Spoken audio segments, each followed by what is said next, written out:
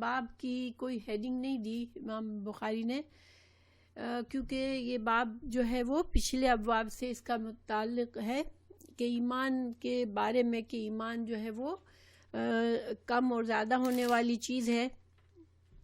ایمان جو ہے وہ ایک جامد چیز نہیں ہے. تو یہاں پر امام بخاری اس کو اس لیے لائے ہیں اس حدیث کو کہ پچھلے باب میں حضرت جبرائیل علیہ السلام والی حدیث جو ہم نے پڑھی، اس میں حضرت جبرائیل نے سوال کیا کہ ایمان کیا ہے، اسلام کیا ہے، احسان کیا ہے.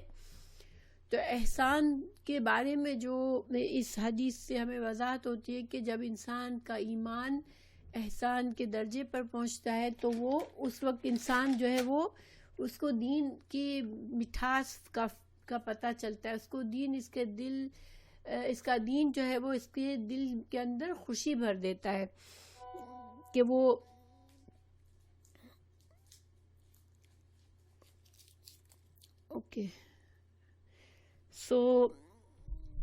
اس وجہ سے امام بخاری یہاں ایک طرح سے وضاحت فرما رہے ہیں کہ احسان کی حد تک جو ایمان ہوتا ہے اس وقت انسان کی کیا کیفیت ہوتی ہے. ہاں بالکل، اس کا اٹھنا بیٹھنا ہر چیز میں اسے اللہ کی طرف اس کا دھیان ہوتا ہے، اور اس کو اتنا احساس ہوتا ہے کہ اللہ سبحانہ تعالیٰ مجھے دیکھ رہے، اور وہ اس کی یہ حالت ہوتی ہے کہ اگر اس کو اللہ کی رضا کے لیے اپنی جان بھی دینی پڑے، اور اس کو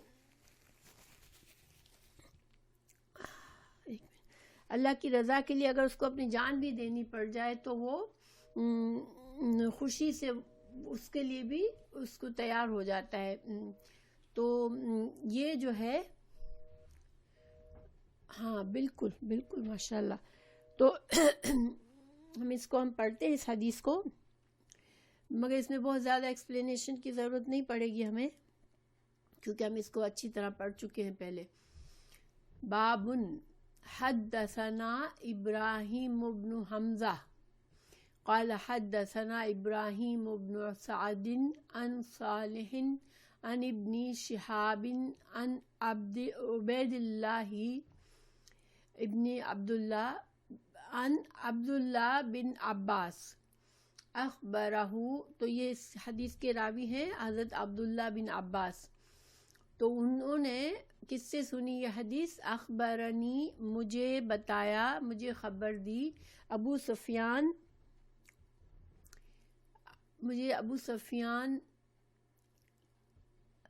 نے خبر دی. ابو سفیان کون تھے؟ آپ لوگوں کو پتہ ہوگا انشاءاللہ. ابو سفیان جو تھے وہ اس وقت مکہ کے سردار تھے جب مکہ فتح ہوا، اور یہ اسلام اس وقت لائے ہیں جب کہ مکہ فتح ہوا. تو مسلمانوں سے کئی جنگیں لڑی، ساری جنگ احد، جنگ بدر میں تو شامل نہیں تھے، جنگ احد میں، جنگ خندق میں، ان میں یہ شامل تھے. تو ابو سفیان جس وقت مسلمان نہیں ہوئے تھے، انہوں نے اس وقت کا واقعہ حضرت عبداللہ بن عباس کو سنایا. وعلیکم السلام ورحمۃ اللہ. فصیح، آپ کی فرینڈ کو لینا ہے فون پر یا صحیح ہے آپ نے لے لیا ہے اس کو؟ تو ابو سفیان جو تھے وہ جب روم میں گئے تھے ایک تجارتی قافلے کے ساتھ، تو اس وقت روم کا جو بادشاہ تھا اس نے مسلمانوں کو بلایا تھا، مسلمانوں کے اس قافلے کو اپنے دربار میں بلایا تھا، اور اس سے رسول اللہ صلی اللہ علیہ وسلم کے بارے میں سوالات پوچھے تھے. تو اس میں یہاں پر صرف 2 سوال ذکر کیے ہیں امام بخاری نے، جبکہ ہم کتاب الوحی میں اس کی پوری ڈیٹیل پڑھ چکے ہیں. تو اخبرنی ابو سفیان ان ہرقل جو ہے وہ لقب تھا روم کے بادشاہوں کا اس زمانے میں. قال، اس نے کہا، لہو، سألتک، میں نے تجھ سے سوال کیا، هل یزیدون، کیا زیادہ ہو رہے ہیں، ام ینقصون، یا کم ہو رہے ہیں، فزعمت تو تو نے یہ گمان کیا یا تو نے اپنا یہ خیال بتایا انہم کہ وہ یزیدون کہ وہ بڑھ رہے ہیں، یعنی کہ ہرقل نے اس سے پوچھا تھا ابو سفیان سے کہ کیا آپ صلی اللہ علیہ وسلم کا میسج سن کر جو لوگ ایمان لا رہے ہیں ان کے اندر تعداد بڑھتی جا رہی ہے یا اس میں سے لوگوں کی تعداد کم ہو رہی ہے؟ تو ابو سفیان نے کہا تھا نہیں، کہ مسلمانوں کی تعداد دن بدن بڑھ رہی ہے۔ تو اس پر ہرقل نے کہا وَكَذَلِكَ کہ ٹھیک ہے، یعنی کہ ایسے ہی ہوتا ہے الایمان، اسی طرح کا ایمان جو ہے اس کی ایسی کیفیت ہوتی ہے حتی یتم، یہاں تک کہ ایمان جو ہے وہ پورا ہو جاتا ہے۔ اب یہ ہرقل نے خود مسلمان نہیں تھا، لیکن وہ جو تھا وہ عالم تھا، تورات اور انجیل کا عالم تھا،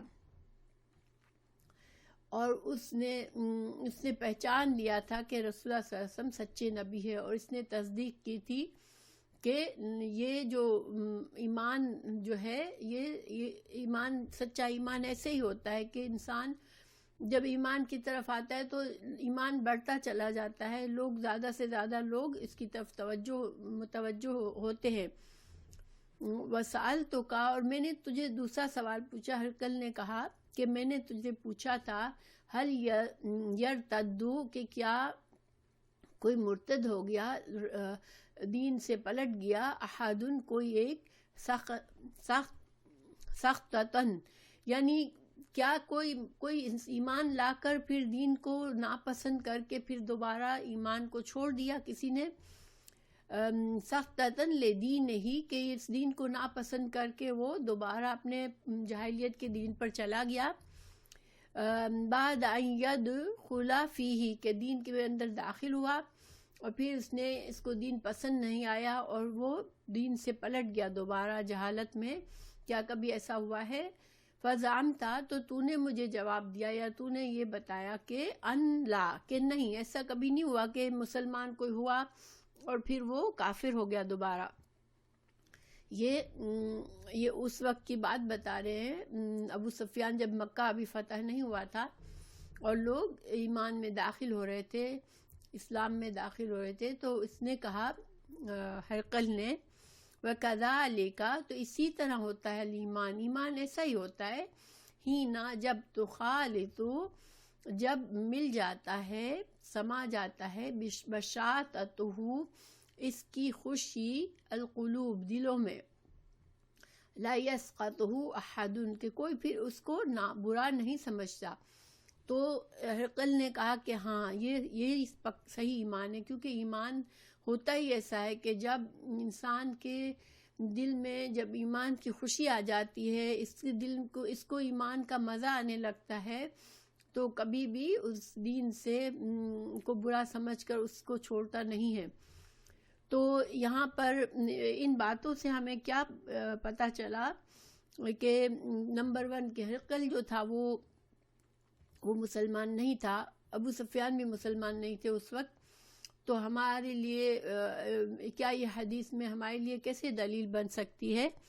تو اس کا جواب یہ ہے کہ ہرقل جو تھا وہ عالم تھا تورات اور انجیل کا، اور یہ جو اس نے ایمان کی جو خصوصیات اللہ کی کتابوں میں اس نے پڑھی تھی اسی کی اس نے تصدیق کی ہے۔ تو پرانی کتابوں یعنی یہود اور نصارہ کی کتابوں پر ہمیں اس طرح ایمان لانا ہے کہ اس میں جو باتیں صحیح ہیں، جو ہمارے دین کے ساتھ ملتی ہے، ہمارا دین ان کو جھٹلاتا نہیں ہے، تو وہ ہمارے لیے بھی شریعت ہے۔ تو گویا کہ پچھلی شریعت کا حوالہ دے کے ہمیں یہ حدیث بیان کی جا رہی ہے کہ ایمان کا جو حال ہے شروع سے ویسے ہی ہے۔ اللہ سبحانہ تعالیٰ نے جتنے انبیاء بھیجے، جنہوں نے دین سکھایا، تو وہ اسی دین کو سکھایا، اسی ایمان کو سکھایا۔ تو امام بخاری یہاں پر اس حدیث کو یہ دلیل بنا رہے ہیں کہ جب انسان کا ایمان جو ہے وہ کامل ہونے لگتا ہے اور اس کو یہ درجہ حاصل ہو جاتا ہے کہ اس کو ایمان کی مٹھاس دل میں محسوس ہوتی ہے،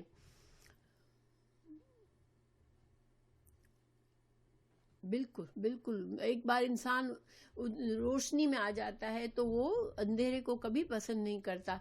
اور دیکھیں ہم لوگ تو دیکھا جائے تو ہم لوگ تو کچھ بھی نہیں ہے، ہمارا ایمان کامل سے تو بہت پتہ نہیں کس درجے پر ہوگا، لیکن خدا نخواستہ کبھی ہم سے کوئی یہ سوال پوچھے کہ دین چھوڑ دو تو کیا ہم ایک لمحے کے لیے بھی اس پر غور کریں گے کہ تمہیں یہ چیزیں مل جائیں گی اگر تم اپنے دین کو چھوڑ دو؟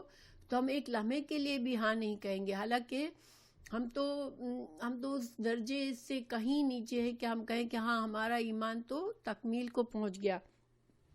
لیکن ایک چیز ضرور ہے کہ جب جو بھی انسان اپنے ایمان میں کبھی یہ اللہ سے کنیکشن محسوس کر لیتا ہے ایک بار، اس کو اللہ سے محبت دل میں محسوس ہوتی ہے، تو پھر وہ محبت وہ اس بعد میں دیکھیں ہمارا دل الٹتا پلٹتا رہتا ہے. کبھی ہمارا دل بہت ایمان سے بھر جاتا ہے، اس وقت ہمیں اللہ سے بہت قربت محسوس ہوتی ہے، ہمیں بھاگ کے ہمیں دل کرتا ہے ہم نماز پڑھیں، ہم عبادات کریں، ہم اللہ کو خوش کرنے والے کام کریں.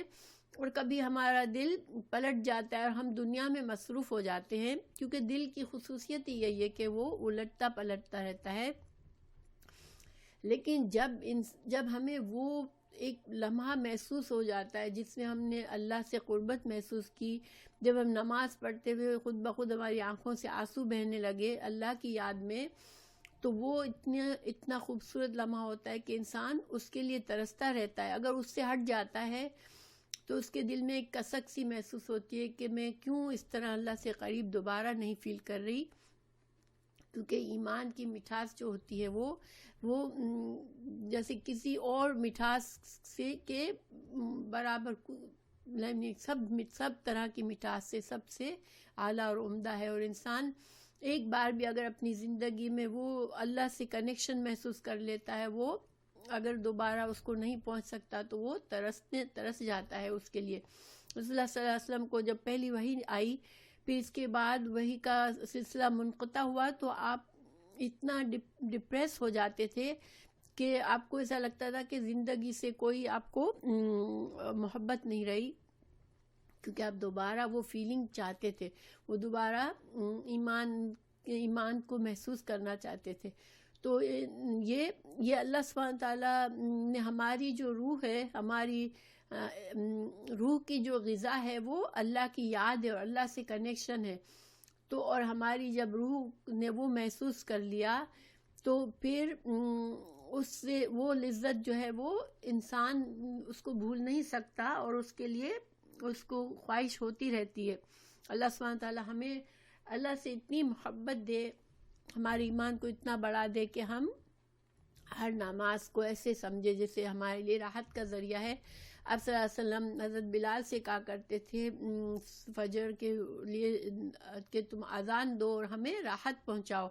یعنی نماز جو تھی آپ کے لیے دل کی راحت تھی، خوشی تھی. اللہ سبحانہ تعالیٰ ہماری نمازوں کو ہمارے لیے دل کی خوشی اور راحت بنا دے کہ نماز ہمارے لیے سب سے بڑا سکون اور ہمارے لیے سب سے بڑی کشش والی چیز بن جائے. تو بہرحال یہاں پر امام بخاری نے یہی ثابت کیا کہ ایمان جو ہے وہ کامل ایمان کیسا ہوتا ہے. ٹھیک ہے، تو اب دوسری بات یہ ثابت کی کہ جب جو چیز کمال کو پہنچ سکتی ہے وہ اس کے اندر نقص بھی آ جاتا ہے. تو گویا کہ ایمان جو ہے وہ ایک ایسی چیز ہے جو کبھی اوپر جاتی ہے کبھی نیچے آتی ہے. تو ایمان ایک جامد چیز نہیں ہے. اور یہی امام بخاری شروع سے واضح کر رہے ہیں کہ انسان کون سی چیز پھر ایمان کو بڑھاتی ہے، تو وہ نیک اعمال ہے جو انسان کے ایمان کو بڑھاتے ہیں، اور جو گناہ ہے وہ انسان کے ایمان کو کم کرتے ہیں. یا دنیا میں بہت زیادہ مشغول ہو جاتا ہے انسان تو اس کا ایمان کم ہو جاتا ہے. یعنی کہ حرام چیزیں انسان کے ایمان کو خراب کرتی ہے، اور دنیا کی مشغولیت، چاہے ضروری نہیں کہ وہ حرام ہو، لیکن دنیا کی محبت اور دنیا کے کام جو ہمیں بہت مصروف کر دیتے ہیں اور ہماری ساری سوچیں دنیا کے بارے میں ہو جاتی ہے تو یہ ہمارے ایمان کو نقصان پہنچاتی ہے. لیکن اس کے برعکس دنیا سے جو انسان کو بہت زیادہ رغبت نہیں ہوتی ہے وہ اپنی دنیا کو اس طرح لیتا ہے کہ ٹھیک ہے اچھی پاکیزہ زندگی گزارتا ہے, جو چیزیں کرنی ہے اس کو کرتا ہے, لیکن دنیا کے پیچھے اس کی جان نہیں اٹکی ہوئی ہوتی ہے کہ مجھے یہ خواہش ہے, میری وہ خواہش ہے, مجھے یہ چاہیے, مجھے وہ چاہیے, مجھے یہ بڑا پن ہونا چاہیے, مجھے لوگوں کے اندر یہ درجہ ملنا چاہیے. یہ ساری چیزیں اس کے اندر نہیں ہوتی ہے تو پھر وہ اس کا ایمان جو ہے وہ مضبوط رہتا ہے, ایمان میں کمی نہیں آتی.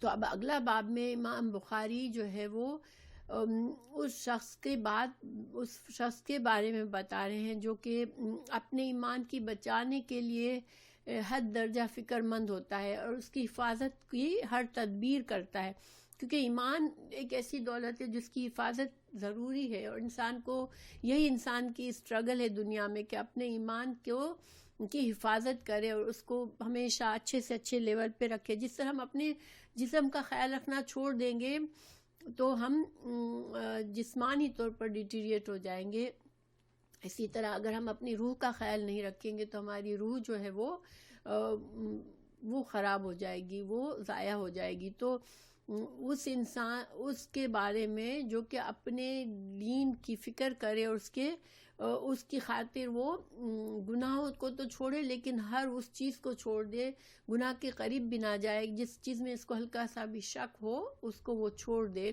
کہ کہیں اس میں کہیں گناہ کا پہلو نہ ہو. تو اس کو حدیث باب کو پڑھتے ہیں ہم. باب فضل من استبرأ لدینہ, یہ لی ہے یہاں پر, ٹھیک ہے, تھوڑا مٹ گیا ہے. باب اس بارے میں باب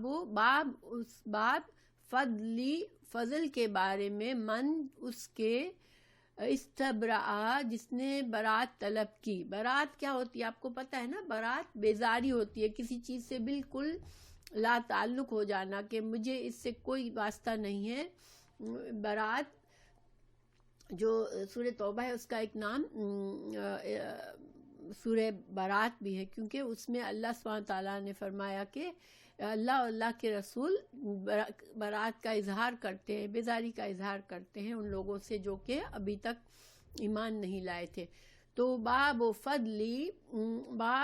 فضل کے بارے میں جس نے استبرأ جس نے بیزاری طلب کی, برات طلب کی, لدین ہی اپنے دین کی خاطر. اب یہاں پر ایک چیز مسنگ ہے, یہاں پر دیکھیں عربی زبان میں جب وہ کوئی جملہ بالکل واضح ہوتا ہے, اگر ایک لفظ ایسا ہوتا ہے کہ ہمیں خود بخود دل میں آ جاتا ہے کہ یہاں پر یہ لفظ آنے والا ہے تو اس کو پھر نکال دیا جاتا ہے اور اس کو محذوف سمجھا جاتا ہے کہ یہاں پر یہ لفظ محذوف ہے, یعنی کہ تھا مگر اس کو دل میں سمجھ لیا جائے کہ یہ یہاں پر لفظ ہے.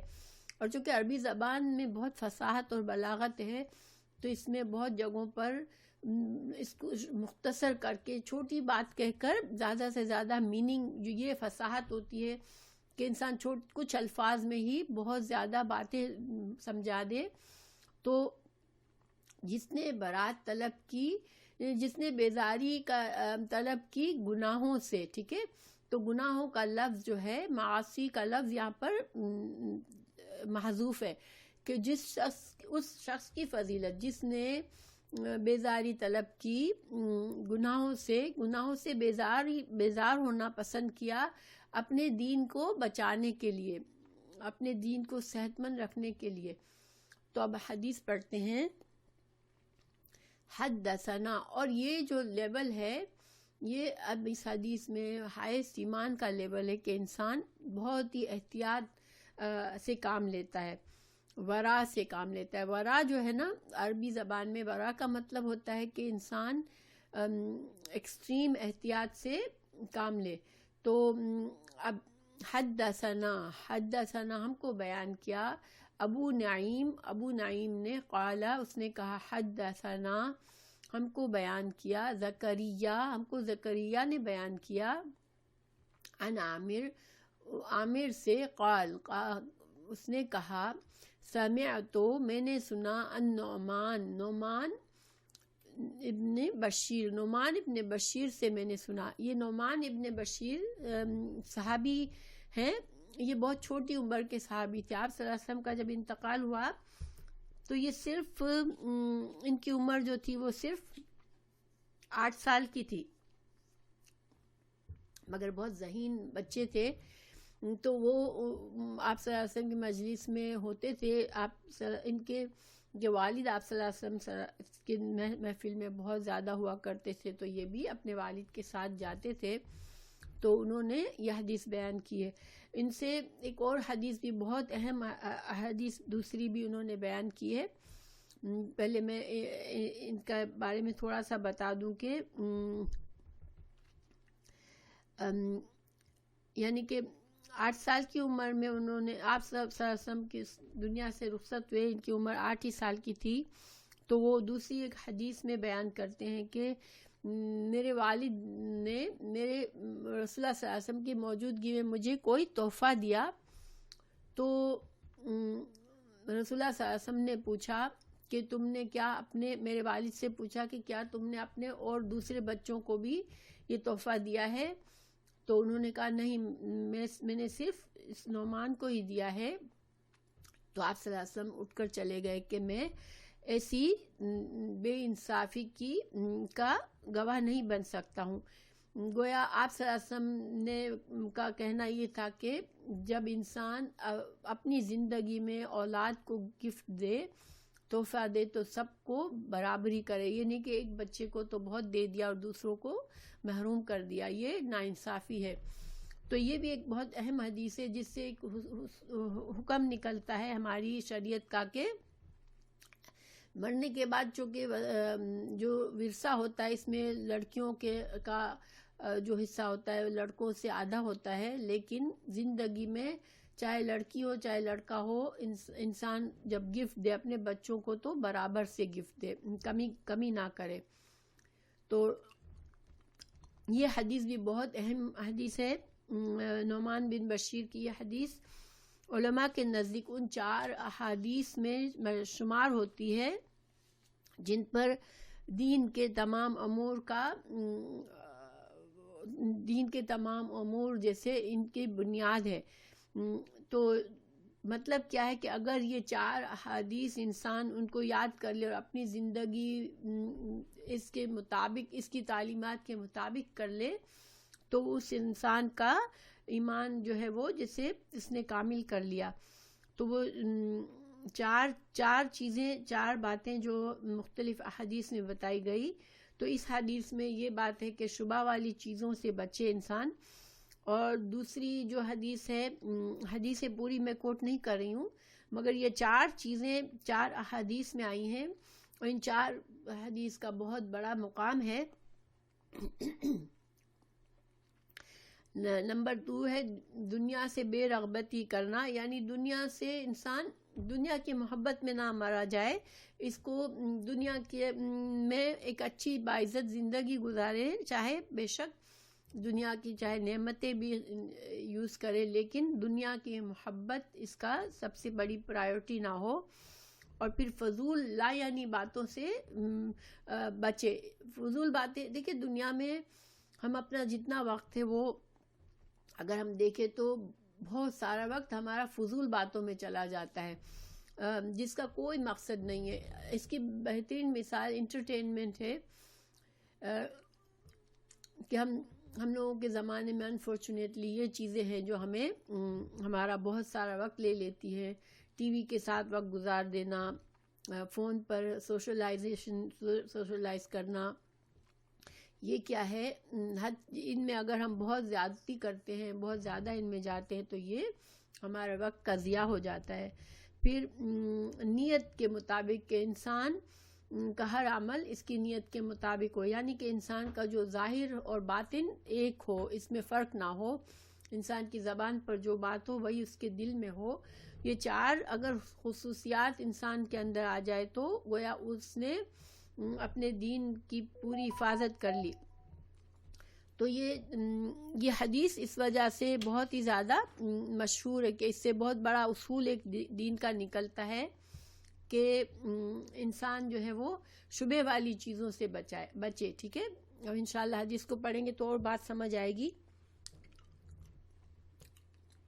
تو نعمان بن بشیر کہتے ہیں سمعت، میں نے سنا رسول اللہ صلی اللہ علیہ وسلم سے یقول، اور وہ فرما رہے تھے. دیکھیں ہم 8 سال کے بچے کو بہت بچہ سمجھ کر اس کو بعض اوقات ہم کہتے ہیں ابھی تو دین کی باتوں کے لیے بہت چھوٹا ہے یہ، لیکن کین یو امیجن کہ 8 سال کے بچے نے بڑے ہو کے ماشاءاللہ انہوں نے دین کی خدمت کی، علم سکھایا بہت سے لوگوں کو، لیکن 8 سال کے بچے نے یہ حدیث بیان کی جس کو بڑے بڑے علماء اس سے بہت بڑا ایک اصول نکالا لوگوں نے. تو دین کے معاملے میں ہمیں بچوں کو بہت زیادہ ڈرنا نہیں چاہیے کہ ان کو دین ہم ابھی سکھائیں نہیں سکھائیں، کیونکہ ہمیں نہیں پتہ کہ کون سی بات ان کی بچپن کی ان کو انشاءاللہ بڑے ہو کے کام آئے گی اور کون سی چیز سے ان کی زندگی سنور جائے گی. تو حدیث یہ ہے الحلال بین، کہ حلال واضح ہے، والحرام بین، اور حرام بھی واضح ہے، وبینہما، اور ان کے درمیان، ان دونوں کے درمیان مشبہات، کچھ مشتبہ چیزیں ہیں، کچھ شبہ والی چیزیں ہیں، یعلمھا لا یعلمھا، نہیں جانتے نہیں علم رکھتے ان کا، کثیر، بہت سے لوگ، من الناس، لوگوں میں سے، یعنی بہت سے لوگوں کو ان چیزوں کا پتہ نہیں ہوتا کہ یہ حلال ہے یا حرام. تو دیکھیں آپ صلی اللہ علیہ وسلم حلال جو ہے ہمیں بتا دیا، بہت سی چیزیں بالکل واضح طور پر لوگوں کو حلال پتہ ہوتی ہے کہ یہ حلال ہے، اور بہت سی چیزیں واضح طور پر سب کو پتہ ہوتی ہے کہ حرام ہے. جیسے مثال کے طور پر سور کا گوشت کھانا جو ہے وہ حرام ہے، وہ ہر بچے کو بھی پتہ ہوتا ہے. تو لیکن چونکہ آپ صلی اللہ علیہ وسلم کے زمانے کے بعد سے اب تک بہت سی نئی چیزیں ہمارے لیے اویلیبل ہیں، بہت سے کام ڈیفرنٹ اویلیبل ہیں، یعنی کہ اب جو ہے ترقی جو ترقی ہوتی جا رہی ہے، بہت سے ایسے کام نکل آتے ہیں جو کہ آپ صلی اللہ علیہ وسلم کے زمانے میں لوگوں کو کچھ پتہ نہیں تھا، جن کے بارے میں، یا ایسی چیزیں، ایسے کھانے پینے کی چیزیں یا استعمال کی چیزیں آ گئی ہیں جو کہ آپ صلی اللہ علیہ وسلم کے زمانے میں موجود نہیں تھی. مثال کے طور پر آپ کے زمانے میں صرف آپ صلی اللہ علیہ وسلم کے زمانے میں شراب بنائی جاتی تھی، تو اب شراب جو ہے وہ جو سے اور انگور سے بنائی جاتی تھی. تو اب جو ہے اس کے نشے والی کتنی چیزیں آ گئی بعد میں جو آپ صلی اللہ علیہ وسلم کے زمانے میں ایگزسٹ نہیں کرتی تھی. تو اب علماء نے ان کی رولنگ اس طرح بنائی کہ جس چیز میں نشہ ہے وہ حرام ہے، کیونکہ شراب کو حرام کرنے کا مقصد جو تھا وہ اس کی وجہ سے نشہ ہو جاتا ہے، لوگوں کو اس کی عقل خراب ہوتی ہے. تو اب یہ کہ ابھی تک تمباکو نوشی جو ہے، جو سگریٹ پیتا ہے انسان، اس کے بارے میں علماء میں ابھی اختلاف ہے. کچھ علماء اس کو مکروہ جانتے ہیں، کچھ اس کو حرام جانتے ہیں، لیکن اس میں کیونکہ اس کے اندر وہ نشہ نہیں ہوتا، حالانکہ تمباکو میں نشہ ہوتا ہے، لیکن سگریٹ کے اندر صرف سگریٹ پینے سے اس میں وہ نشہ نہیں ہوتا جیسے انسان کی عقل پر اثر آئے. تو بہت سے لوگ اس وجہ سے، اس کی حرمت کی واضح دلیل نہیں ہونے کی وجہ سے اس کے بارے میں حرام کا فتویٰ نہیں دیتے، بلکہ مکروہ کہتے ہیں اس کو. اور مکروہ اس بنا پر کہتے ہیں کہ سگریٹ جو ہے وہ ایک تو یہ کہ اس سے کوئی فائدہ نہیں جسم کو، بلکہ نقصان ہوتا ہے، صحت کا نقصان ہوتا ہے اور پیسے بھی ضائع ہوتے ہیں. تو ان وجوہات کی وجہ پر اس کو مکروہ تو کہہ دیا بہت سے لوگوں نے، مگر اس کو حرام کا حکم کم لوگوں نے لگایا ہے. تو یہ ایک طرح سے متشابہ ہو گئی کہ اب وہ جو سگریٹ نوشی کر رہا ہے اس کے لیے شور پکا سامنے واضح کوئی حکم نہیں ہے کہ یہ حرام کام کر رہا ہے. تو ویسے بھی آپ صلی اللہ علیہ وسلم نے بتایا کہ بہت سے لوگوں کو نہیں معلوم ہوتا. اس سے پتہ چلتا ہے کہ علماء کو تو معلوم ہوگا، اللہ تعالیٰ نے جن کو علم دیا، جنہوں نے قرآن اور حدیث پر غور و فکر کر کے جو نئی نئی چیزیں بعد میں آئی ان کا علم معلوم کر لیا، لیکن ہر بندے کو ہر چیز کا علم نہیں ہوتا، تو پھر اب اس کے لیے وہ چیز متشابہ ہو جاتی ہے. جیسے مثال کے طور پر اگر ہم کسی ریسٹوراں میں بیٹھ کے کھانا کھا رہے ہیں اور کوئی ایسی چیز کا گوشت سامنے آیا جو ہم نے کبھی نہیں کھائی، نہ ہم نے کبھی سنا کہ وہ کھانا حلال ہے یا حرام ہے، تو اب وہ چیز ہمارے لیے متشابہ ہو گئی، حالانکہ ہو سکتا ہے علماء کے پاس اس کا علم ہو مگر ہمارے پاس نہ ہو. اور اب ہم اس وقت ریسٹوراں میں بیٹھے ہیں، کوئی عالم ہمارے ساتھ نہیں ہے، تو پھر ہمارے لیے وہ چیز متشابہ ہو گئی. ٹھیک ہے، جب تک ہمیں اس کا علم پتہ نہ چل جائے. اسی طرح بہت سے کام ہوتے ہیں چھوٹے چھوٹے جس میں ہمیں صحیح علم نہیں ہوتا کہ میرا یہ کام صحیح ہے یا غلط ہے. بعض اوقات انسان کے دل میں ایک کھٹک آتی ہے کہ شاید ہو سکتا ہے یہ صحیح نہیں ہو. تو یہ سارے معاملات کیا ہوئے؟ متشابہات ہو گئے. تو لا یعلمها کثیر من الناس، بہت سے لوگوں میں سے بہت سے لوگ نہیں جانتے اس کا علم، اس کا حکم کہ یہ حلال ہے یا حرام ہے. فمن، تو پھر کیا کرے؟ آپ صلی اللہ علیہ وسلم نے بتایا کہ جو اتقا، جو تقوی اختیار کرنا چاہتا ہے وہ کیا کرے؟ جو بچنا چاہتا ہے، یعنی کہ جو گناہ سے بچنا چاہتا ہے وہ کیا کرے؟ اتقا، بچ گیا المشبہات، جس نے مشبہات کو چھوڑ دیا. استبرأ،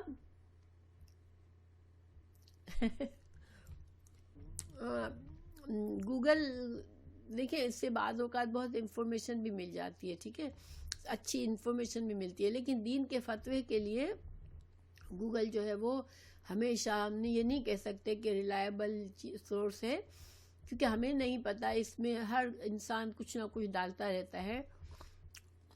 تو جب ہمیں اپنے احتیاط کرنی ہو تو پھر ہم گوگل پر اپنے سارے مسائل کا حل نہ ڈھونڈے. دین کے مسائل، حلال حرام کا جو مسئلہ ہے وہ ہم علماء سے معلوم کریں تو زیادہ بہتر ہے.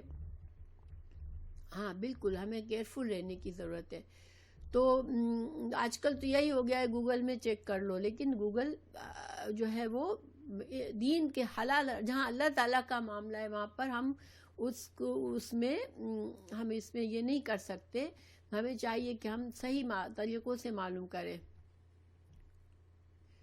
ہاں، بہت سی چیزیں ایسی ہوتی ہیں جو انسان کو اور کنفیوز کر دیتی ہے، اور آج کل تو بمباری لوگ کرتے رہتے ہیں بغیر کچھ سوچے سمجھے، ایک چیز کو ادھر سے پھر آیا ادھر سے پھر آیا، ہزاروں لوگوں تک پہنچا دیتے ہیں. مگر یہ ہمارے دین کا طریقہ نہیں ہے. ہمارے دین میں ہمیں کوئی بھی خبر سنے، کوئی اہم بات ہے جس سے لوگوں کو اثر پڑ سکتا ہے، لوگوں پر کچھ نہ کچھ ایفیکٹ آ سکتا ہے، اس کو ہم آگے نہ بڑھائیں جب تک کہ ہمیں اس کو پتہ ہو کہ یہ سچی بات ہے. بالکل. تو بہرحال یہاں پر اب کیا بتایا آپ صلی اللہ علیہ وسلم نے کہ جو متشابہات سے خود کو بچا لے، استبرأ، اس نے برات حاصل کر لی، اس نے برات حاصل کر لی گناہوں سے، لدینہ، اپنے دین کو بچانے کے لیے.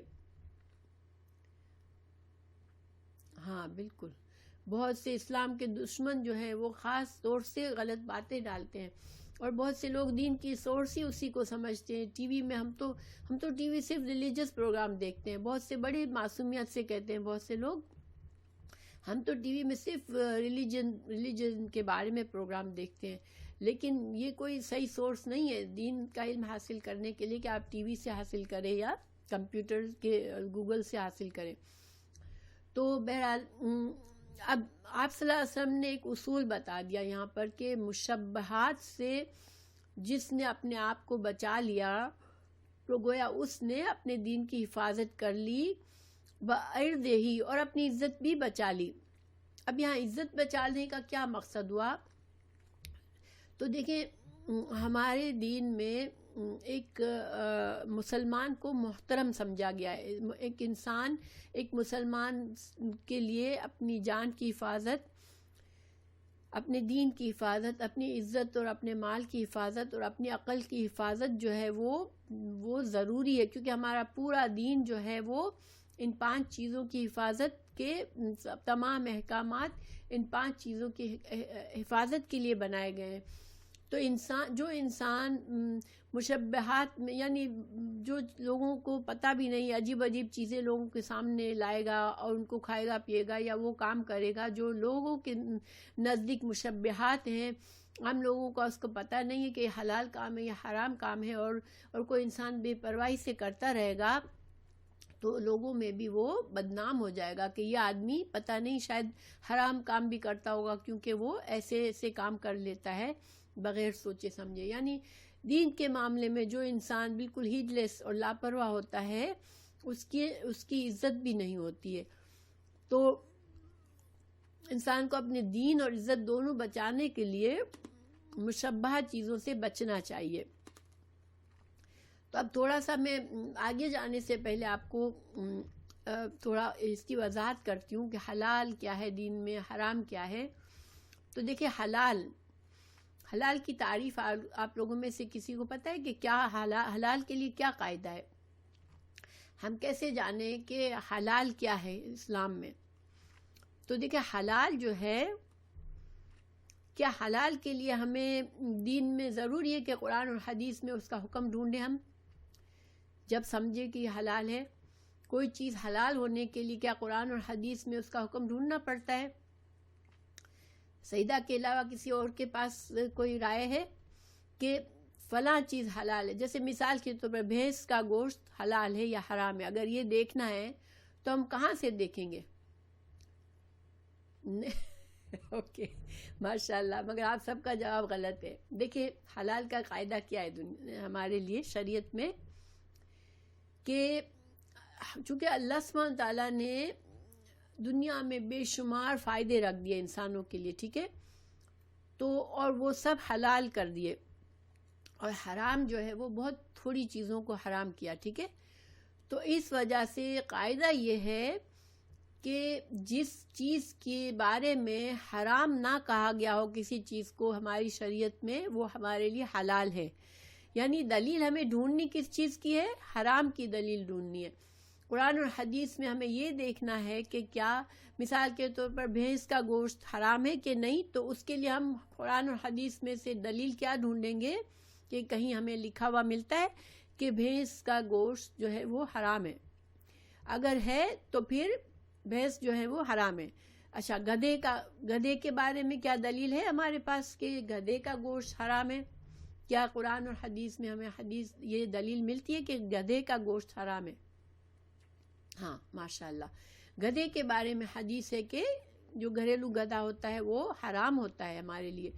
تو اگر مثال کے طور پر ہم پہلے، مجھے یاد ہے کہ شرمپ اور کریب اور ان چیزوں کو لوگ حرام کہتے تھے، تو اب کیا کریب کے لیے یا شرمپ کے لیے حرام کی دلیل ہے؟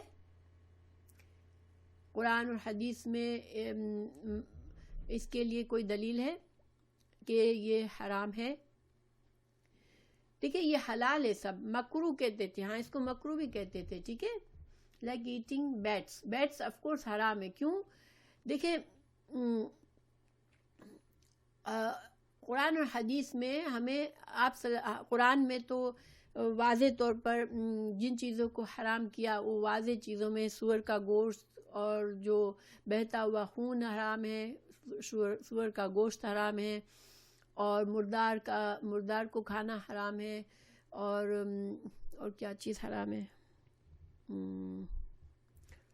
بہرحال قرآن میں کچھ چیزوں کو واضح طور پر حرام کہہ دیا، حدیث میں آپ صلی اللہ علیہ وسلم نے کچھ چیزوں کو واضح طور پر حلال کہا، اس میں جو کہ قرآن میں نہیں آئی تھی۔ جیسے مثال کے طور پر بہتا ہوا خون حرام ہے قرآن کی روح سے، لیکن جو تلی ہوتی ہے اس کو پتہ نہیں پینکریاٹ کہتے ہیں شاید،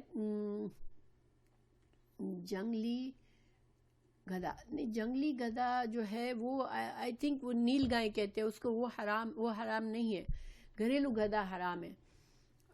تو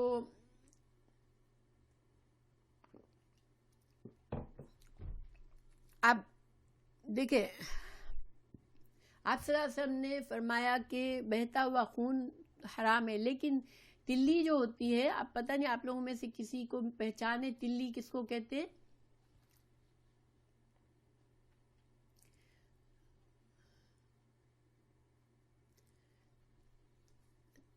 تلی وہ ایک طرح سے خون کا لوتھڑے کی بہت خون ہوتا ہے اس میں، تو ایسا لگتا ہے جیسے خون بہہ رہا ہے، ٹھیک ہے، نہیں کلیجی کی طرح نہیں، وہ چھوٹا ہوتا ہے، چھوٹی ہوتی ہے، آئی تھنک پینکریا ہوتی ہے یا پھر گال بلیڈر، آئی ڈونٹ نو، ہاں آئی تھنک سو. تو وہ حدیث میں ہمیں بتایا گیا کہ وہ جو ہے وہ حلال ہے، ٹھیک ہے، خون میں ویسے خون حرام ہے لیکن یہ حلال ہے. اسی طرح ہمیں سمندر کا تمام چیزیں حلال ہے، لیکن سمندر میں سے سمندر کا مردار جو ہے وہ حرام ہے. سوری نہیں، میں الٹا بول گئی، زمین کا مردار جو ہے، زمین میں جو مردار چیز ہوتی ہے پہلے سے مری ہوئی چیز حرام ہوتی ہے، لیکن سمندر کا مردار حلال ہے. مچھلی مری ہوئی ہمارے ہاتھ میں آتی ہے تو بھی ہمارے لیے حلال ہوتی ہے.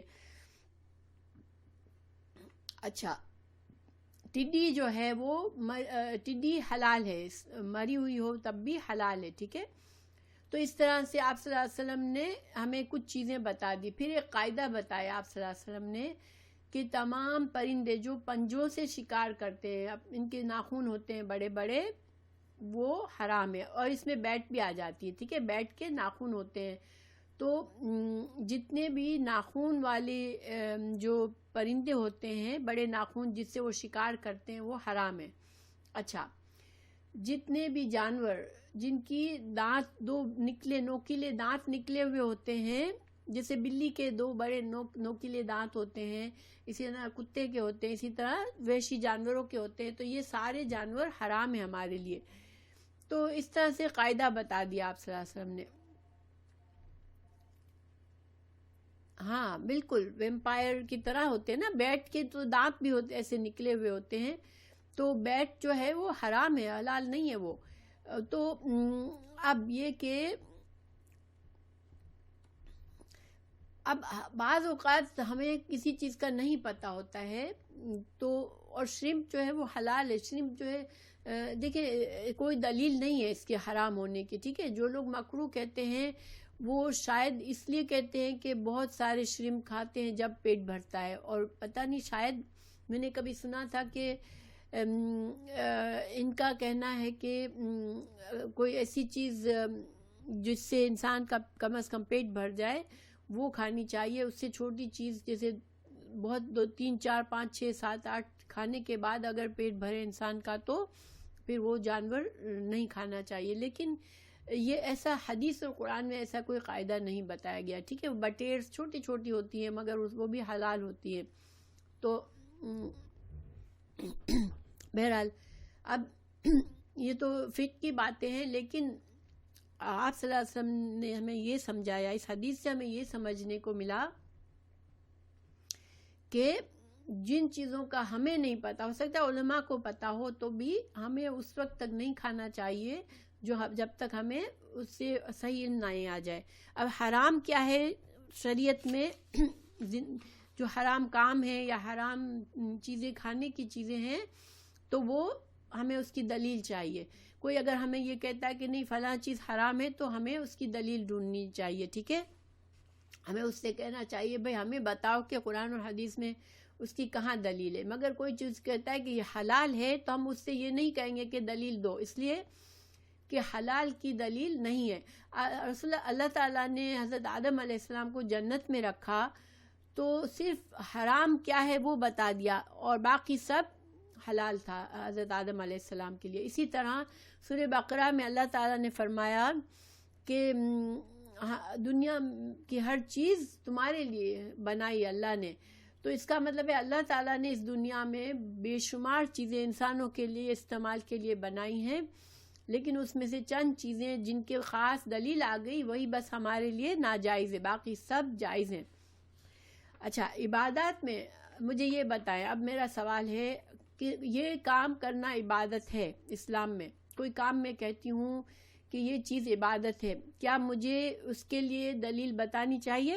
کہ ہاں دلیل ہو جب میں کہوں، ورنہ اپنے مرضی سے نہ کہوں. کیا یہ عبادت کوئی کام ہے اس کے لیے دلیل ضروری ہے؟ بالکل ضروری ہے. ٹھیک ہے، عبادت میں بالکل الٹا ہو جاتا ہے. دیکھیے حلال کے لیے دلیل نہیں چاہیے تھی، مگر عبادت ہے کوئی کام اس کے لیے دلیل چاہیے. کیوں؟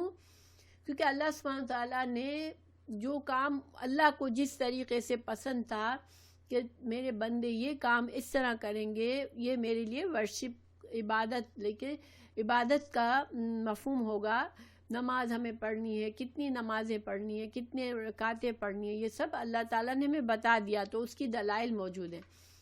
اگر کوئی بندہ اپنی طرف سے ہمیں بتاتا ہے کہ وہ یہ عبادت ہے، اس کا اتنا اجر ہے، اتنا ثواب ہے، تو کیا ہمیں اس کو مان لینا چاہیے؟ جیسے کوئی وظیفہ بتاتا ہے کہ یہ وظیفہ پڑھنے سے اتنا انعام ملے گا، اتنا اجر ملے گا، خاص طور سے جس کا اجر بھی ہمیں بتائے، تو ہمیں اس کے لیے ایسے ہی ماننا ہے؟ نہیں، اس کو نہیں ماننا، ہمیں اس کے دلیل پوچھنی ہے اس کو. کیونکہ اللہ تعالیٰ ہی اجر کا ہمیں بتا سکتا ہے کہ کس کام میں کتنا اجر ہے یا نہیں ہے. اگر کوئی بندہ کوئی خواب دیکھ لیتا ہے یا کوئی وظیفہ خود کو اس کو لگتا ہے کہ ہاں میں نے ایسے پڑھا اور میرا کام ہو گیا، اب لوگوں کو کہہ دے کہ تم یہ تسبیح پڑھ لو تو تمہارا یہ کام ہو جائے گا، تو یہ چیز صحیح نہیں ہے. ٹھیک ہے، ہمیں احتیاط کرنی چاہیے اس میں. بعض اوقات علماء اپنے تجربے سے کہتے ہیں کہ چلو ٹھیک ہے، کسی چیز کو آیت کو پڑھتے ہیں، اس میں ان کو معنی نظر آتا ہے، تو وہ کہتے ہیں کہ اچھا تو اس سے یہ فائدہ ہو جائے گا. تو ان کو اگر ہم ان وظائف کو پڑھیں بھی، اگر وہ قرآن اور سنت کے سے ہی ہے، ہمیں اس میں قرآن سے ہٹ کر کچھ نہیں ہے، تب بھی ہمیں ان کا جو اجر پرامس وہ کر رہے ہیں، ہمیں اس کے بارے میں اللہ پر چھوڑنا چاہیے کہ اللہ تعالیٰ تو ہی کرنے والا ہے، میں صرف یہ دعا پڑھ رہی ہوں، باقی تو قبول کر لے. مگر اس کو عبادت کا جو مخصوص سنت کا طریقہ ہے وہ سمجھ کر قبول ہم نہیں کر سکتے. کیوں؟ کیونکہ قاعدہ یہ ہے، اصول یہ ہے کہ عبادت کے لیے دلیل چاہیے. ٹھیک ہے، اور عبادت کوئی ہمیں بتاتا ہے کہ اس سے اتنا اجر ملے گا، تو ہمیں اس سے دلیل مانگنی ضروری ہے اگر ہمیں نہیں معلوم ہے تو یہ تو ہو گیا حلال اور حرام. اب متشابہات کس طرح سے ہو سکتی ہے؟ دیکھیے متشابہات میں ایک تو ہمیں اسی حدیث سے پتہ چلتا ہے کہ آپ صلی اللہ علیہ وسلم نے فرمایا کہ بہت سے لوگوں کو اس کا علم نہیں ہوتا، کیونکہ آپ صلی اللہ علیہ وسلم کے بعد دنیا میں بہت سی چیزیں آنی تھی، اور آپ صلی اللہ علیہ وسلم کو پتہ تھا کہ لوگ جتنا لوگوں کے معاملات بڑھیں گے، جتنی ان کی سمجھ بڑھے گی، جتنی وہ لوگ دوسری طریقوں سے چیزیں نکالیں گے، تو آپ صلی اللہ علیہ وسلم نے فرما دیا کہ اب بہت سے لوگوں کو اس کا علم نہیں اگر ہے، تو پھر وہ کیا ہے؟ وہ متشابہات ہے. اگر ہمیں کسی چیز کا پکا علم نہیں ہے، تو پھر ہمیں اس کی دلیل پہلے معلوم کریں، کسی عالم سے پوچھیں، پھر اس کو استعمال کریں. بہتر ہے، احتیاط یہ کہ ہم وہ چیز نہ کھائیں یا وہ کام نہ کریں جب تک ہم شیور نہ ہو جائیں. دوسرا طریقہ، دوسری ریزن متشابہات کی یہ ہو سکتی ہے کہ علماء کو ان چیزوں کے بارے میں اختلاف ہو، یعنی کوئی کہہ رہا ہے کہ حلال ہے، کوئی کہہ رہا ہے حرام ہے. اب کیا ہے کہ دلائل کی وجہ سے، کہ دلائل جو ہے وہ اب دلائل انسان کو، کسی کو کچھ دلیل ملی یا کسی نے کسی چیز سے دلیل لے لی اور کسی کو دلیل نہیں سمجھ آئی، تو اب اختلاف ہو گیا. اب وہ چیز ہمارے لیے، سپوز ہم جس عالم کو یوزلی فالو کر رہے ہیں، اب وہ ہمیں کہہ رہا ہے کہ وہ حرام ہے، تو اب ہمیں کیا کرنا چاہیے؟ تو دیکھیں اس کے لیے ہمارے پاس کچھ ذریعے ہیں. ایک تو یہ کہ انسان اس وقت اپنے نفس کو چیک کرے کہ کیا میں اس چیز کو بہت زیادہ میری خواہش ہے، اس لیے میں کہیں نہ کہیں سے ڈھونڈنا چاہتا ہوں کہ کوئی بس مجھے کہہ دے کہ حلال ہے تو میں جلدی سے اس کو یوز کر لوں. یہ طریقہ غلط ہے اسلام میں. ٹھیک ہے، ہاں، لیکن جیسے مثال کے طور پر ایک دین کا طالب علم ہے، اس کے پاس ریسورسز بھی ہے، وہ چاہتا بھی ہے کہ اس کو دین کا علم پتہ ہو، تو وہ کیا کرے؟ ایسی چیزوں کا اگر اس کا خود جس عالم سے، جس استاد سے اس کو لگتا ہے کہ وہ اس کو حرام کہہ رہا ہے، لیکن دوسرا کوئی اس کو حلال کہہ رہا ہے، تو پھر کیا کرے؟ وہ زیادہ اس کو قرے دے، زیادہ علم حاصل کرے اور اس کے دلائل کو سمجھنے کی کوشش کرے، اور پھر اپنی رائے قائم کر کے پھر اخلاص کے ساتھ اس چیز کے بارے میں فیصلہ کرے کہ ہاں ٹھیک ہے، میرا جس امام کو میں فالو کر رہا ہوں اس نے تو حرام کہا ہے، لیکن دوسرے امام نے حلال کہا ہے، ان کے دلائل زیادہ قرآن اور حدیث سے واضح ہے، تو پھر اس وجوہات کی بنا پر وہ اپنے امام کی بات چھوڑ کر دوسرے کی مان سکتا ہے۔ لیکن صرف آسانی کے لیے کہ چلو میں دیکھتا ہوں کہ کون سا مجھے امام میری مطلب کا فتویٰ دے گا، میں اس کو مان لوں، تو اس میں یہ تھوڑا سا لاپرواہی والا معاملہ ہے کہ انسان پھر اپنے اس کو اللہ کا ڈر نہیں ہے، وہ اپنے نفس کی خواہش چاہتا ہے اور وہ دیکھ رہا ہے کہ کہاں سے مجھے میرے مطلب کے مطابق فتویٰ مل جائے، تو پھر یہ طریقہ غلط ہے، ٹھیک ہے۔ لیکن اگر ہمارے پاس علم بھی نہیں ہے، ہمیں کوئی اور عالم کا پتہ بھی نہیں ہے، ہم کسی ایک امام کو مان رہے ہیں، اب ہمیں اس نے کہہ دیا کہ یہ حرام ہے، حالانکہ ہمیں پتہ ہے کہ اس میں اختلاف بھی ہے، تو ہمارے لیے پھر احتیاط یہ ہے کہ چونکہ ہمارے پاس کوئی اور ذریعہ نہیں ہے کہ ہم اس کو ثابت کریں کہ یہ بات صحیح ہے یا غلط، تو پھر ہم اپنے امام کی بات پر قائم رہیں اور ہم اس کی بات کو مانیں، ٹھیک ہے۔ کیونکہ پھر ہم یہ نہ کریں کہ جو مجھے میرے امام کی بات اچھی نہیں لگتی میں وہ کہیں اور سے اس کا فتویٰ ڈھونڈ کے لاؤں، ایسا نہ کرے، ٹھیک ہے۔ چونکہ انسان کی نیت اللہ جانتا ہے، تو انسان جو ہے وہ اپنی نیت اللہ سے ڈرتے ہوئے کرے کہ ٹھیک ہے علم کا ذریعہ ہے تو پھر اس علم حاصل کرے، صحیح علم، اور پھر صحیح بات کو لے لے، پھر اپنے امام کی بات اگر غلط بھی ہے تو اس کو چھوڑ دے۔ علم کا ذریعہ نہیں ہے، اس کو خود اتنی سمجھ نہیں ہے، تو پھر آسانی کے لیے 10 اماموں سے بات کر کے اپنی مرضی کا فتویٰ نہ ڈھونڈے، ٹھیک ہے۔ تو یہ احتیاط ہے اس میں۔ اچھا، پھر کچھ چیزوں کا یہ ہے کہ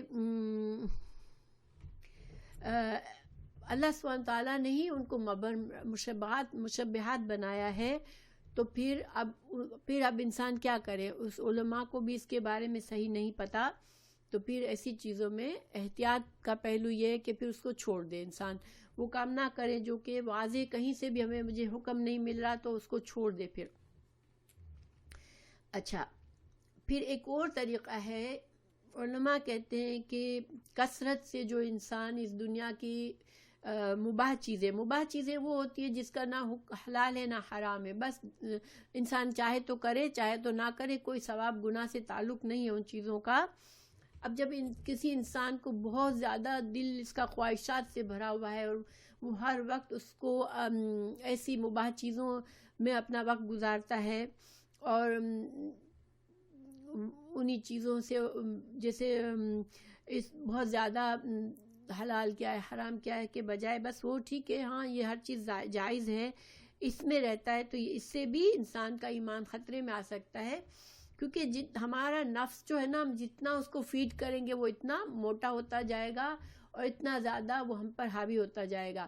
انسان کو اپنے نفس پر کنٹرول رکھنا چاہیے۔ بعض اوقات ہماری ہر خواہش پوری ہونا ضروری نہیں ہے، دنیا میں بعض لوگوں کی ہر چیز ان کی مرضی سے ہو، ہر چیز ان کی خواہش کے مطابق ہو، ورنہ وہ جیسے ایک آسمان کو کھڑا کر کے رکھ دیں گے کہ نہیں یہ میری مرضی کے مطابق نہیں ہے، تو یہ رویہ بھی انسان کے لیے انسان کو بگاڑتا ہے، اس کے نفس کو بہت زیادہ ڈیمانڈنگ بنا دیتا ہے۔ دیکھیں دو بچے، ایک بچے کو بہت زیادہ لاڈ میں پالا گیا، کبھی اس کی ہر خواہش پر ماں باپ بھاگ بھاگ کے پورا کر دیتے ہیں، اور ایک بچے کو ماں باپ بہت ہی بیلنس طریقے سے پالتے ہیں اور اس کی ہر ضد پوری نہیں کرتے اور دیکھ کر معاملہ کرتے ہیں اس کے ساتھ، تو ان دو بچوں کے اندر ذمہ دار بچہ کون، چانسز کیا ہے کہ کون سا بچہ زیادہ ذمہ دار انسان بنے گا؟ آپ لوگ سمجھ سکتے ہیں کہ کون سا بچہ زیادہ ذمہ دار بن سکتا ہے، کہ جس کو ماں باپ نے بس سر پہ چڑھا کے رکھا ہے یا جن کو بیلنس تربیت دی ہے۔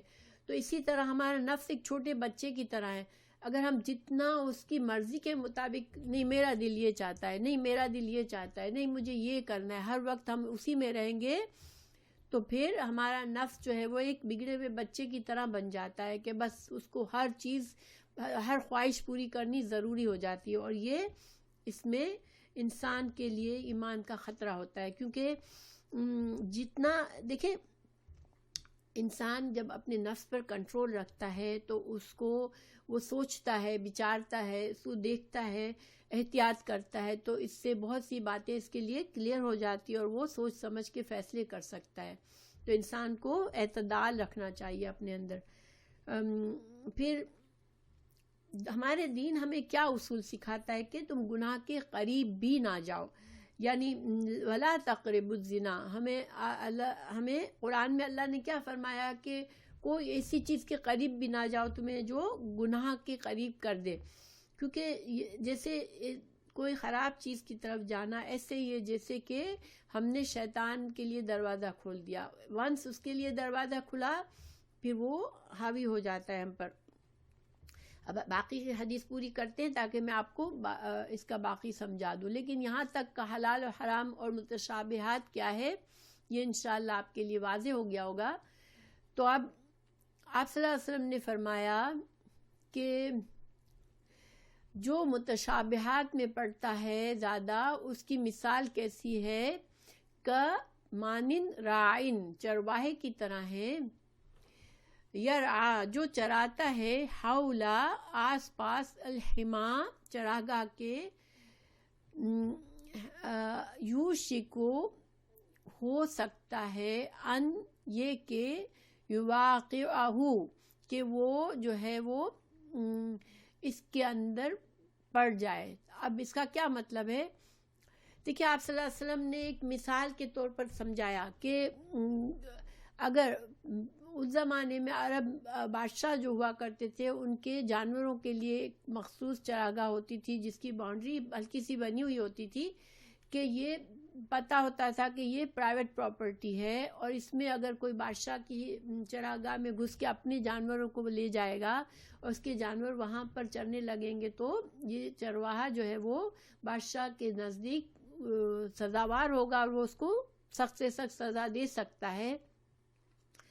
تو اسی طرح جو ہے جو اگر جو انسان اس کے آس پاس چلا جائے گا، جو اپنے بکریوں کو جانوروں کو لے کے، اور بکریاں جانور یہاں پر انسان کا نفس ہے. انسان جس طرح بکریوں کو سمجھ نہیں ہوتی، اس کو کہیں بھی گھاس نظر آیا وہ جلدی سے اس کی طرف دوڑیں گی، اسی طرح ہمارا نفس بھی بالکل بے سمجھ ہوتا ہے. اس کو اپنی پسند کی چیز نظر آئے گی تو وہ اس میں پھر اس میں گھس جائے گا، اس کو پھر روکنا مشکل ہوگا. تو جو انسان ایسے کاموں کے نزدیک جاتا ہے، جیسے مثال کے طور پر غلط لوگوں کی کمپنی میں ہے، جو لوگ برے کاموں میں، کوئی شراب پینے میں، شراب اور شوہر مطلب عورت اور مرد کے آپس میں بہت زیادہ گلنا ملنا اور محرمات کا خیال نہ رکھنا. اب ایسے لوگوں میں اگر جو انسان بہت اٹھے گا بیٹھے گا تو اس کے اندر کچھ نہ کچھ اس کے اندر خرابی آ جائے گی، تو اس کے لیے گناہ بھی آسان ہو جائیں گے. تو اسی طرح انسان کو اپنے نفس کو جو ہے وہ جس طرح ایک چرواہے کو اپنی بکریوں کو دور رکھنا پڑتا ہے شاہی چراگاہ سے، تاکہ وہ اس کے اندر گھس کر بکرے کے یعنی اس بادشاہ کے سزا کا مستحق نہ بن جائے وہ چرواہا، اسی طرح ہم کو بھی ہمارا ایمان بھی ایک طرح سے ہمارا ایمان ایسا ہونا چاہیے جو ہمیں گناہوں کے قریب جانے سے بچائے. پھر آپ صلی اللہ علیہ وسلم نے فرمایا الا خبردار ان حما کہ اللہ سبحانہ تعالیٰ کی جو حما ہے، اللہ کی جو خاص مخصوص چراگاہ ہے، فی الارض زمین پر، وہ محارمہ وہ اللہ سبحانہ تعالیٰ کے حرام کیے ہوئے کام ہے، یعنی جو کام اللہ نے بندوں کے لیے گناہ کے قرار دیے ہیں، حرام قرار دیے ہیں، وہ گویا کہ اس کی مثال جو ہے اللہ کی چراگاہ کے طرح ہے. تو جو گناہوں میں پڑ جائے گا، جو غلط کام کرنے لگے گا، گویا وہ کہ اللہ کے لیے اللہ کے نزدیک سزا کا مستحق ہو جائے گا اور وہ دنیا اور آخرت میں اللہ کا عذاب اس کو ہو سکتا ہے. یہ بہت بڑی تنبیہ ہے کہ گناہ جو ہے اسی طرح ہے جیسے کہ انسان دنیا میں کسی بادشاہ کو کی چراگاہ کو خراب کر کے سزا پا سکتا ہے، تو آخرت میں بھی اور دنیا میں بھی انسان اگر جو گناہوں میں پڑے گا تو وہ سزا کا مستحق ہو جائے گا. الا خبردار سنو، وَإِنَّ اور بے شک، فِي الْجَسَدِ جسم میں، مضغتن ایک گوشت کا ٹکڑا ہے، اذا جب، صلحت جب یہ جب درست ہوا یا صحیح ہوا، صلحہ تو صحیح ہو گیا، درست ہو گیا، الجسد پورا جسم، مضغتن کلہ پورا جسم جو ہے، اگر دل، انسان کے جسم میں ایک دل ایسا ٹکڑا ہے جو کہ اگر دل صحیح ہے تو انسان کا پورا جسم صحیح رہے گا، وَإِذَا فَسَدَتْ اور جب یہ بگڑ جائے گا، خراب ہو جائے گا، فَسَدَ الْجَسَدُ تو پورا جسم خراب ہو جائے گا، کلہ پورا کا پورا، الا اور سنو، وَهِيَ الْقَلْبُ اور یہ دل ہے۔ اب آپ صلی اللہ علیہ وسلم نے پہلے تو متشابہات سے بچنے کے لیے کہا اور پھر ایک دم سے دل کی بات کر دی، کیوں؟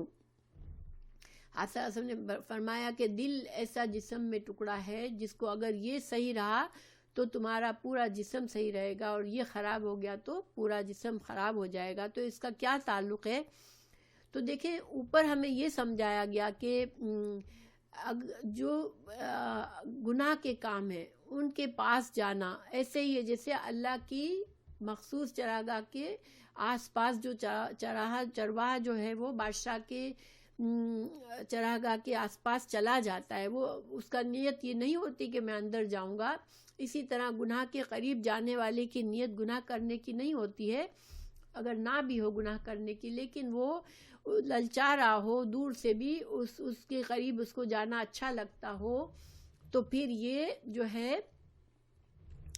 انسان کو گناہ میں ڈالنے والا ہے۔ چونکہ گناہوں سے انسان کا ایمان خراب ہوتا ہے، ایمان کی خرابی ہوتی ہے۔ اور ایمان کی خرابی کیا ہے کہ گناہ جب انسان کرتا ہے تو آپ کو پتہ ہے کہ دل پر کیا ہوتا ہے۔ آپ لوگوں کو کسی کو پتہ ہے کہ انسان کے دل پر کیا اثر آتا ہے جب انسان گناہ کرتا ہے؟ ہاں، ایک کالا دھبا لگتا ہے، اور جب گناہ کی کثرت کرنے لگتا ہے تو دل کالا ہو جاتا ہے۔ یعنی کہ جب دل کالا ہو گیا تو ایمان اس میں نہیں رہ سکتا، پھر ایمان کے لیے سالم دل چاہیے۔ انسان کا دل اتنا سخت ہو جاتا ہے کہ اس کو پھر کوئی چیز، گناہوں سے ایمان کیوں کمزور ہو جاتا ہے؟ کیونکہ اس کا دل سخت ہو جاتا ہے، پھر اس کے اندر کوئی اچھی بات نہیں جاتی ہے۔ تو اور آپ صلی اللہ علیہ وسلم کی ایک حدیث ہے کہ تقویٰ جو ہے وہ دل میں ہے، التقویٰ ہا ہنا، آپ صلی اللہ علیہ وسلم نے دل کی طرف اشارہ کر کے کہا کہ تقویٰ دل میں ہوتا ہے۔ تو جب انسان گناہ میں پڑتا ہے تو اپنے دل کو خطرے میں ڈالتا ہے اور اس کے دل سے تقویٰ ختم ہو جاتا ہے، اور جس سے اس کا ایمان خراب ہو جاتا ہے۔ تو انسان کو اپنے دل کی حفاظت کے لیے قلب سلیم جو ہے، دیکھیں قلب سلیم، انسان جب پیدا ہوتا ہے اس کا دل قلب سلیم ہوتا ہے، اور گناہوں سے پھر وہ دل جو ہے وہ خراب ہو جاتا ہے۔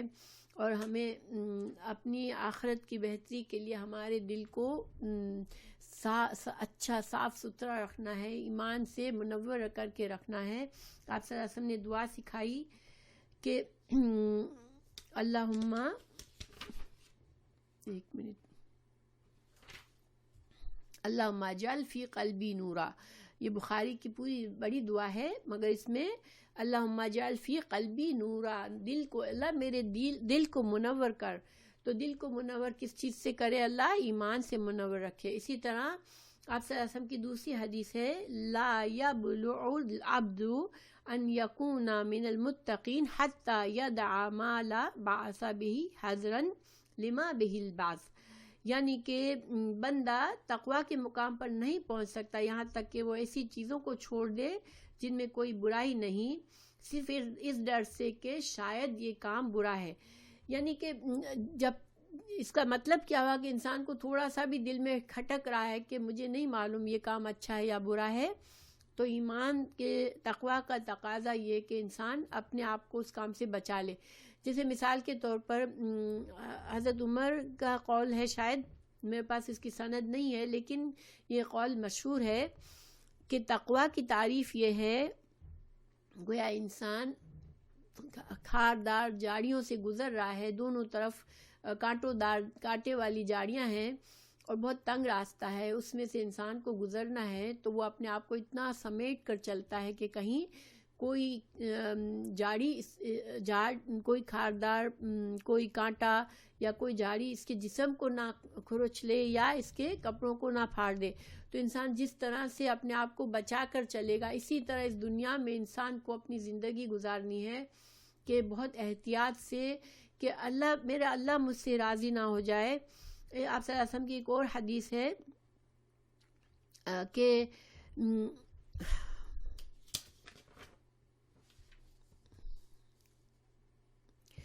دا ما یریبک الی ما لا یریب، کہ تم ان چیزوں کو چھوڑ دے جو تمہیں شک میں ڈالتی ہو، اور ان چیزوں کو لے لو جو کہ شک میں نہ ڈالتی ہو.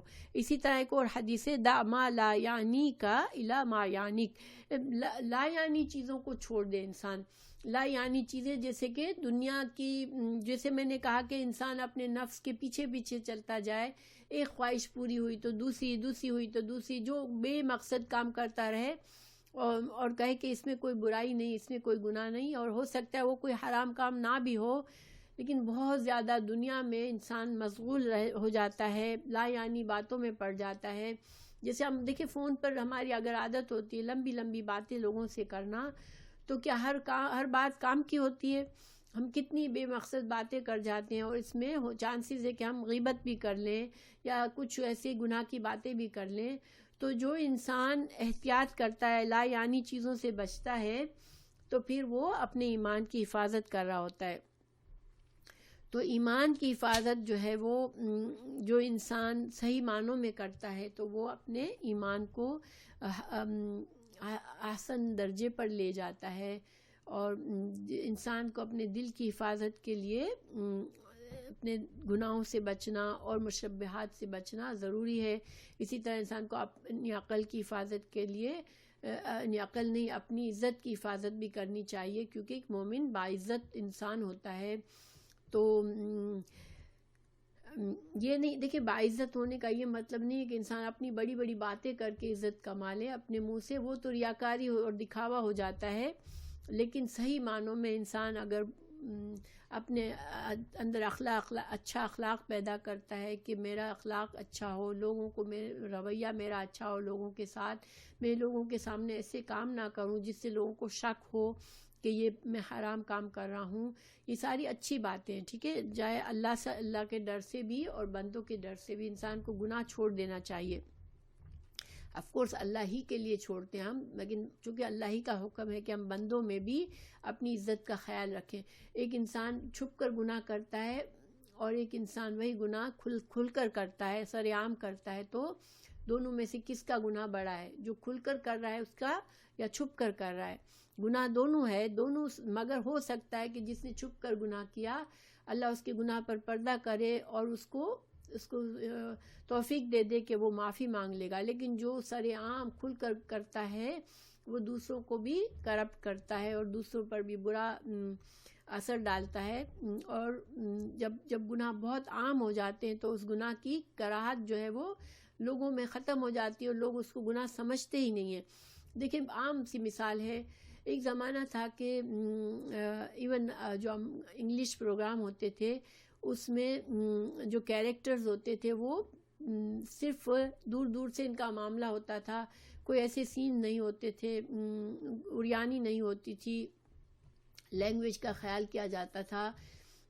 اور وہ وقت ایسا تھا کہ انسان فیملی کے سامنے اگر بیٹھ کے کوئی چیز دیکھ لیتا تھا تو اس کو شرمندہ نہیں ہونا پڑتا تھا. آج ایسی چیزیں بنتی ہیں، ایون بچوں کے بھی پروگرام ایسے ہوتے ہیں کہ جس میں کھلا پن اتنا ہوتا ہے، لینگویج خراب ہوتی ہے، بد اخلاقی ہوتی ہے اور اریانی ہوتی ہے، لیکن کسی کو برا لگتا نہیں ہے. بہت سی فیملیز، مسلمان فیملیز، پوری فیملی بیٹھ کے مووی دیکھ رہی ہوتی ہے اور یہ سب کچھ دیکھ رہے ہوتے ہیں لیکن کسی کو برا نہیں لگ رہا ہوتا. اسی طرح آج بغیر شادی کے مرد اور عورت ساتھ رہ رہے ہوتے ہیں، اس کو کوئی سوسائٹی میں برا نہیں سمجھتا. حالانکہ یہاں کی سوسائٹی ایسے لوگوں کو سخت سزائیں دیتی تھی جن کا، جیسے یہ چھپ کر تعلق رکھنا واضح ہو جاتا تو ان کو سزا دی جاتی تھی. اگر کوئی عورت پریگننٹ ہو جاتی، شوہر کا پتہ نہیں ہے،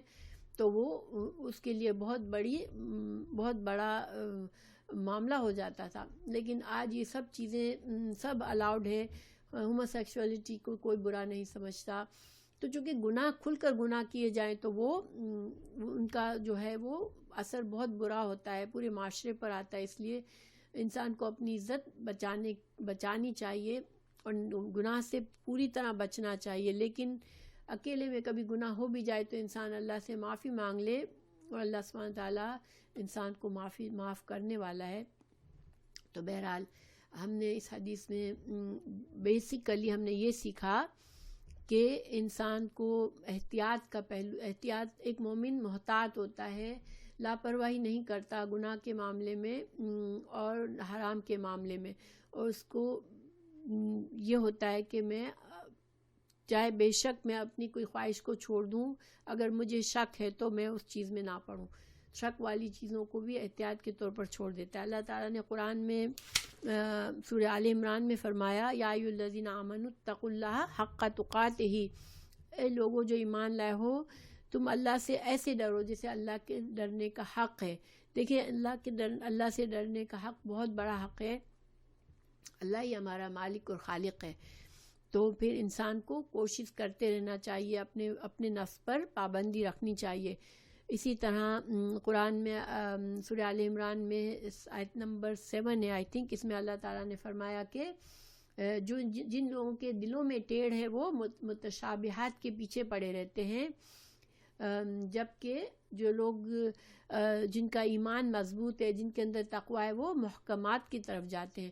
تو ایون قرآن پڑھ کر بھی لوگ اپنی مرضی کا مطلب نکالنا چاہتے ہیں، اور جو قرآن میں بہت سی چیزیں اللہ تعالیٰ نے مشبہات رکھ دی ہیں، جس سے مطلب کچھ ایک مطلب بھی لیا جا سکتا ہے، دوسرا بھی لیا جا سکتا ہے، اور یہ اس میں آزمائش ہوتی ہے لوگوں کی. اور ایسے لوگ ایسی آیات کو بہت زیادہ پسند کرتے ہیں جس میں وہ اپنی مرضی کا مطلب نکال سکیں. تو بہرحال اللہ تعالیٰ ہمارے دلوں کو کی حفاظت کرے، ہمیں ہمارے دلوں کو ٹیڑھا ہونے سے بچا لے اللہ تعالیٰ، اور اللہ تعالیٰ ہمارے دلوں کو ایمان کے نور سے چمکتا ہوا رکھے انشاءاللہ. اور اللہ سبحانہ تعالیٰ سے اب دعا ہے کہ اللہ تعالیٰ ہمیں یہ جو بیماری پھیلی ہوئی ہے، اللہ سبحانہ تعالیٰ دیکھیں یہ اللہ تعالیٰ کی اللہ تعالیٰ نے فرمایا اس کے بہت سے لشکر ہیں، جس کا کوئی کسی کو انسان اس کا احاطہ نہیں کر سکتا. تو یہ اللہ کا ایک لشکر ہے جو کہ انسانوں کو خوف میں ڈالے ہوئے ابھی، اور اس کا اللہ کے ہر کام میں حکمت ہوتی ہے، اور ہر بندے کو یہ سمجھنا چاہیے کہ مجھے اس میں کیا سبق سیکھنا ہے. اللہ تعالیٰ مسلمانوں کو اپنی اصلاح کرنے کا موقع دے اس خوف کے ماحول میں، اور مسلمانوں کو سوچنے کا موقع دے کہ ہم کہاں جا رہے ہیں، اور ہمیں اپنے اللہ سبحانہ تعالیٰ کے سامنے کیسے سرخرو ہونا ہے. اور اللہ تعالیٰ جو نون مسلم ہیں ان لوگوں میں بھی اچھے لوگ ہیں، اللہ ان کو بھی ہدایت کا ذریعہ بنا دے اس بیماری کو اور اس خوف کو جس سے لوگ گزر رہے ہیں. اور اللہ تعالیٰ دنیا کو ایک اچھی جگہ بنا دے انسانوں کے لیے، اور فتنوں اور فساد کا خاتمہ کر دے. آمین. تو انشاءاللہ ہم نیکسٹ ویک ملاقات کریں گے. جزاک اللہ خیر. سبحانک اللہم بحمدک، اشہد ان لا الہ الا انت، استغفرک و اتوب الیک. ایک دعا کسی نے مجھے بھیجی ہے اس کے بارے میں، مگر وہ مجھے اس پر ذرا کام کر کے